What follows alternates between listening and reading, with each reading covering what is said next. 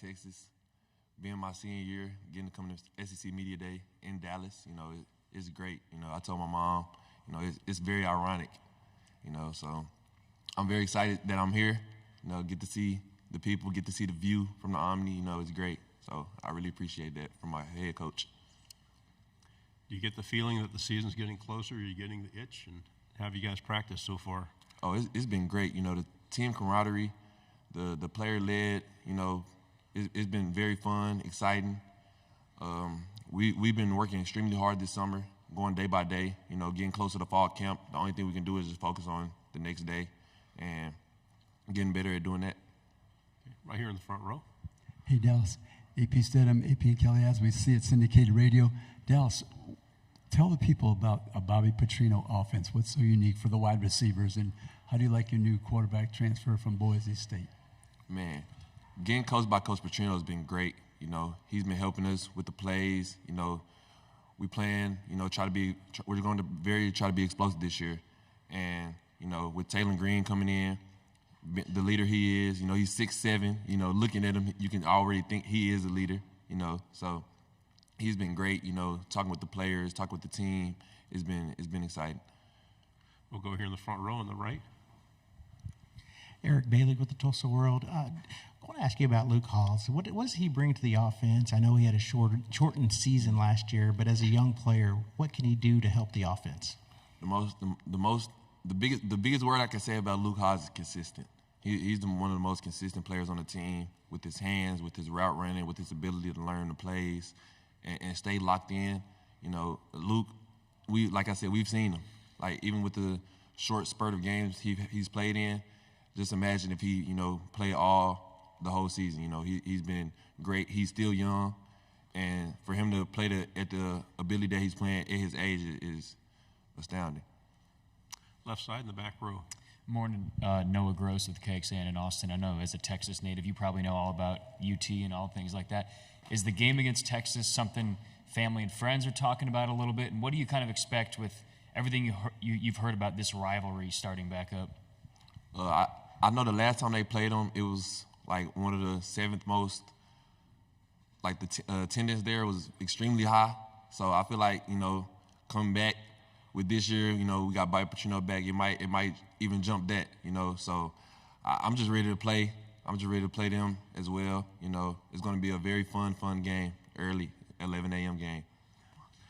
Right side on the aisle. Yeah, Andrew, Courtney Mims, Pig Trail Nation, you decided to come back to Arkansas for another season. What went into that decision, and what makes you confident in this Razorbacks team? We were extremely confident last year, and looking at how the team was last year with those close losses that we had, I feel like we can build on top of that. And with me, I feel like if I would have left, I would just left, like try to get to the NFL and things like that. But I feel like it was unfinished business here, and I feel like we can do something extremely great here, and that's why I came back. Left side in the back. What were the toughest parts of making the jump from A&M Commerce to the SEC, and what were some things that came easily? I said this one time in an interview last year, man, them workouts, that first day workout when I first got to Arkansas, I almost called my mama and asked, is there a way I can go back to Commerce? Because them workouts was extremely, man, that first week for everybody is just, you gotta be mentally tough. Because if your mental isn't there, it's gonna be one of the most hardest things you've ever went through. And I have a way of making up words, so I'm gonna say one of the hardest things I've ever went through when I first got here. So, is the mental part of the game as difficult as the physical part, or is it more difficult? Mentally is one of the most. I want to say 80-90% of the game. You can work out, you can do all those things, but if you're not mentally tough, if you're not mentally there on the field, you got to think about what plays you're going through. You can be tired, and you got to think about what type of route you got to run, your depth. So I feel like mental is one of the most prestigious things when it comes to the sport of football. Front row. Right here, Dallas, over here. Hey, Dallas, you played Alabama, a very tough game last year. Why? Why did that happen? Why was Alabama a tough game? No. Why did you play him so close last year? Oh, like I said, we played. It was a lot of games that we had, like it was one-score games, and that we just didn't finish in. And I feel like we could compete with anybody in the nation last year. It's just that the finishing aspect of it. Like I said, we had a lot of one-score games that we could have, that could have went our way, but didn't, and it could have changed the season around, like with our confidence and things like that. So I feel like we played. We just played to the best of our ability. Right side. If you don't mind, one more question about Luke. What's that neat relationship about him having a twin brother on the team, and what do you see as an outsider about those two? How do they get along? Man, they love each other. That's the twin brother love you see from a lot of twin brothers. They work out hard. They're extremely, they're vocal leaders and things. So I feel like, with Luke and Dylan coming in, helping the team, it just builds on to the team camaraderie. Left side again. What can you tell us about what else Arkansas has at the wide receiver position, and anybody that you think could really break through this year? Anybody who's really impressed you with the work they've done this offseason? Definitely. We have Tyrone Broden, 6'7", fast dude on the team. You don't see that a lot. He's good in getting down in his breaks. He's good in catching the ball in traffic. He's good at going up and catching the ball. He's been extremely, extremely, extremely locked in this year. We also have Isaiah Santana, Jadon Wilson, Davion Dozier, C.J. Brown, a lot of young guys as well, Desmond James, Jordan Anthony. Like I said, Jordan Anthony, like we talked about the NCAA game, and he is an absolute cheat code because he has a 98 speed, and you could just say down, say hut, and just throw the ball, and he's just going to run under it and catch it. So, but I feel like our receiving room as a whole has been it's been great. With the tough losses last year, what was the message during that tough time, and how's the message going into this year? Next day. The next day was the message. We can lose a game, but the game is lost. Like, there's nothing you can do about. You can't harp on it. You can't be sad about it. Just like if I drop a ball in the game, like me getting mad about dropping the ball isn't going to do anything but mess up my mental during the game. So if I drop a ball, I just got to say next play, because that next play can be a 90-yard catch. But I just dropped a 5-yard catch, which could have turned into a 15-yard. So you just got to stay focused and keep your mind on the swivel.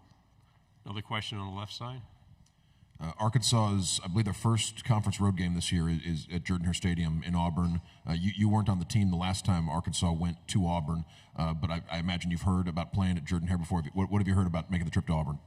I haven't heard a lot about going down there and playing, but like I said, we had that long stretch last year, the 5 away games. So with that being my first year in the SEC, I'll be kind of used to taking the travel and playing in the away games. So I feel like it's gonna be great. It's gonna be fun. Anything else for Andrew? Got a couple minutes. He's a good talker. Okay, left side. Obviously, to get the ball, you have to have Taylor Green standing. What can you say about the offensive line and how they've improved from last year to this year to make sure that you're getting the targets that you deserve? Man, the O-line is one of the most together O-lines I've ever seen.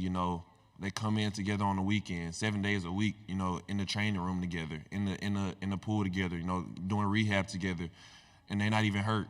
They just in there doing, doing rehab to make themselves better, and making themselves better is gonna, make the team better, make the offense better, and also make the defense better, because that defense has to go up against the O-line. So I feel like the O-line has took a dramatic step. We have one final question here in the front row. Dallas, what can you say about your transfer quarterback? What can you tell us about him that people will be excited when he steps on the field?